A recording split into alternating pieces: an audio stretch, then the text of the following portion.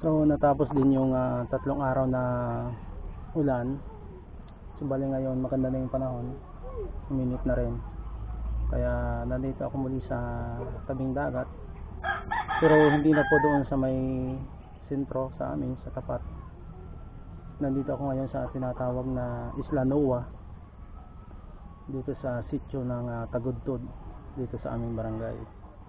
Yan po nasa likod ko ay puro bakawan yan, mga bakawan, hanggang doon yan, mga tapos hanggang doon sa kabila.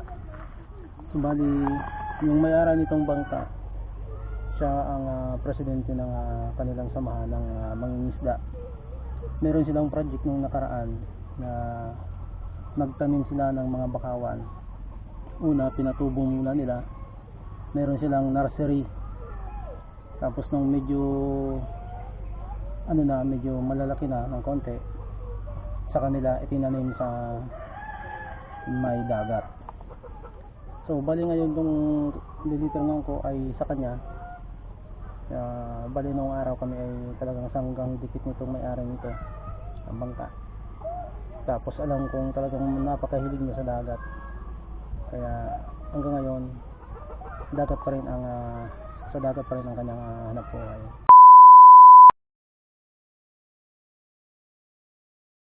So yun nga po, 3 araw na umulan na naman, kaya 3 araw din naman akong walang trabaho.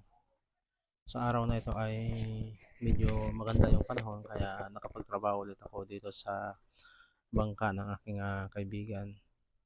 Bali siya yung namumuno sa mga mangingisda dito sa amin, at kaibigan ko po siya simula nung bata pa kami. Kaya talagang sanggang dikit kami nung kami ay lalong-lalo na nung kami ay high school. So pang 3 na po itong bangka na aking niliteringan. Subalit ito ay hindi ko pa tapos, kaunti na lang ang aking gagawin dito. Tapos yung naunang dalawa ay yun ay sa kanilang samahan. Tapos ito naman ay bali personal na bangka ng aking kaibigan. Dalawa din po ito, at ito ay mga fiberglass din, kaya maganda. At may nakarating na dito yung mga ganitong klase ng bangka na fiberglass. At sa totoo lang ay alam ko din po kung paano gumawa ng ganito, kasi ako ay nagtrabaho sa tindahan ng mga raw materials ng fiberglass.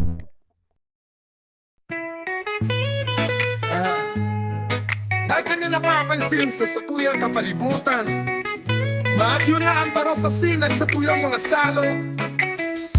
Bako man maraotan, pabudwa kundari, nakararaot kan kapalibutan. Masidan mo ang tubig, sa dagat dati kulor asul, ngunyan naging itom, na natin na sa tuyang ikinalat sa pare sa langit tayo na pagpaabuton.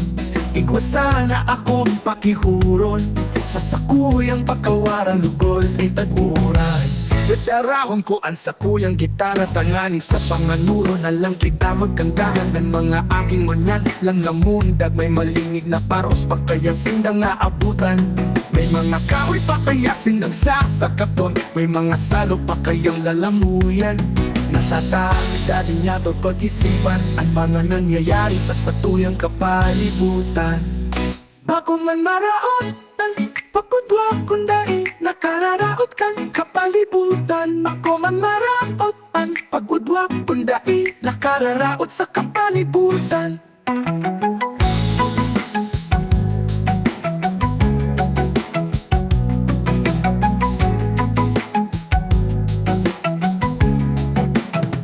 Bako man maraotan, pagkudwa kundai, nakararaot sa kapalibutan.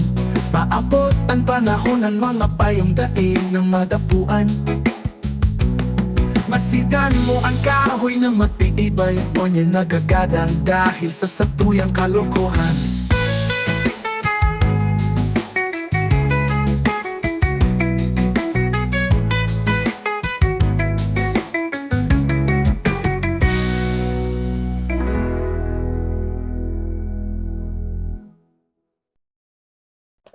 Pag natapos ko po ito ay isang bangka na lang po ang aking ililiteringan at ako ay lilipat naman sa isang school sa Barangay Salvacion kasi nung mga nakaraan ay nakita ko ng principal doon kasi ang principal doon ay taga sa amin at kamag-anak namin.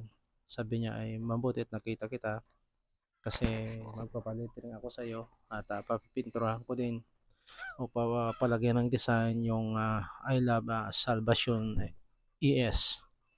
So pagkatapos ng last na bangka na aking lilitrangan ay doon naman po ako magtatrabaho.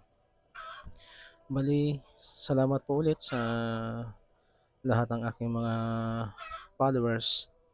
Salamat sa inyong walang sawang suporta. At bago ko makalimutan ay shout out nga pala sa aking kaibigan na taga Sawanga, si Amorleo de Chavez. So hanggang dito na lamang po itong aking content ngayon. Sana ay nagustuhan ninyo at kung inyong nagustuhan talaga ay maaari pong inyong i-share at i-like itong ating video ngayon. Maraming salamat at have a nice day po sa inyong lahat.